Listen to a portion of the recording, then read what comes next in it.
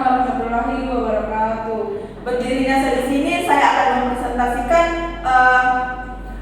materi tentang likuidasi persekutuan, di mana likuidasi adalah pembubaran perusahaan sebagai badan hukum yang meliputi pembayaran kewajiban kepada para kreditor dan pembagian harta yang tersisa kepada para pemegang sekutu. Dan adapun pengertian likuidasi, yaitu likuidasi adalah tindakan untuk membubarkan, penutupan dan menghentikan semua kegiatan dari suatu perusahaan dan membesarkannya serta membagi-bagikan aktiva tersebut kepada pihak kreditur dan pemegang saham. Dan adapun pengertian likuidasi sederhana, di mana likuidasi sederhana sering disebut sebagai likuidasi serentak karena pembagian kasnya dilakukan serentak untuk semua sekutunya. Dan di samping itu juga sering disebut juga sebagai likuidasi tunggal karena realisasi non aktifanya hanya sekali saja dan menyeluruh. Dan adapun sebab-sebab likuidasi, di mana sebab-sebab likuidasi terbagi menjadi 5, yaitu persekutuan mengalami kerugian, dan yang kedua sewaktu-waktu kehendak RUPS, dan yang ketiga jangka waktu berdiri persekutuan sudah berakhir, dan yang keempat itu berdasarkan penetapan pengadilan, dan yang terakhir itu sebagai akibat merger dan konsolidasi persekutuan. Dan adapun prosedur likuidasi, di mana prosedur likuidasi ini juga terbagi menjadi 2, di mana ada proses realisasi dan proses likuidasi, di mana proses realisasi itu adalah mengubah harta kekayaan yang ada menjadi uang tunai atau cash, dan proses likuidasi itu pembayaran kembali hutang-hutang kepada para kreditur dan pembayaran kembali sisa modal kepada para anggotanya. Dan adapun metode likuidasi, di mana metode likuidasi ini terbagi menjadi 2, yaitu metode perhitungan pembagian kas dan metode program distribusi kas. Dan adapun tujuan dari likuidasi, di mana tujuan dari likuidasi tersebut terbagi lagi menjadi 3, di mana yang pertama itu mengkonversi aktiva perusahaan menjadi uang tunai dengan kerugian minimum dari realisasi aktiva, dan yang kedua itu untuk menyelesaikan kewajiban yang sah dari persekutuan, dan yang ketiga atau yang terakhir untuk membagikan uang tunai dan aktiva lain yang tidak dapat dicairkan kepada masing-masing sekutu dengan cara yang adil.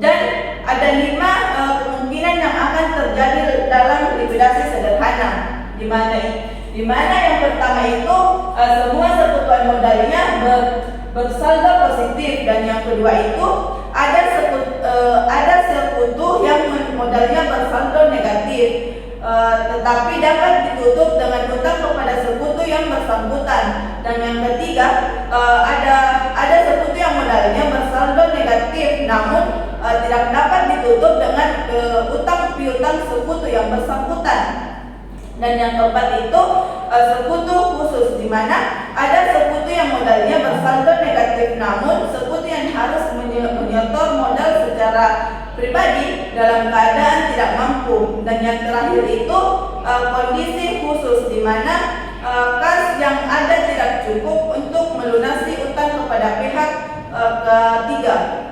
Baik, itulah tadi hasil pemaparan saya. Apakah ada ingin mensanggah atau ada yang ingin dipertanyakan dari hasil pemaparan saya? Baik, kepada audiens atau saudari dipersilahkan untuk bertanya. Baik, terima kasih atas kesempatan yang telah diberikan. Adapun pertanyaan saya yaitu apa perbedaan antara likuiditas persekutuan dengan pembubaran persekutuan? Terima kasih. Baik, terima kasih atas pertanyaan yang telah diberikan kepada saya. Langsung saja saya akan menjawab pertanyaan dari saudara saya, yaitu apa perbedaan antara likuidasi persekutuan dengan pembubaran persekutuan, di mana pembubaran persekutuan memadai berakhirnya perjanjian persekutuan, sementara likuidasi adalah proses penyelesaian likuidasi aset dan liabilitas. Setelah pembubaran bisa terjadi karena berbagai alasan, misalnya habis masa kontrak kesepakatan bersama atau karena kerugiannya yang berkelanjutan. Sedangkan likuidasi adalah proses yang selalu mengikuti pembubaran untuk menyelesaikan kewajiban dan membagi aset.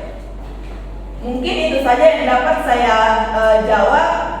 Bagaimana kepada saudara saya, jawaban saya diterima atau bagaimana, ada yang ingin disanggah? Baik, terima kasih atas jawaban yang telah diberikan. Jawabannya sangat luar biasa dan saya menerima jawabannya. Terima kasih. Baik, apakah ada yang ingin bertanya selanjutnya?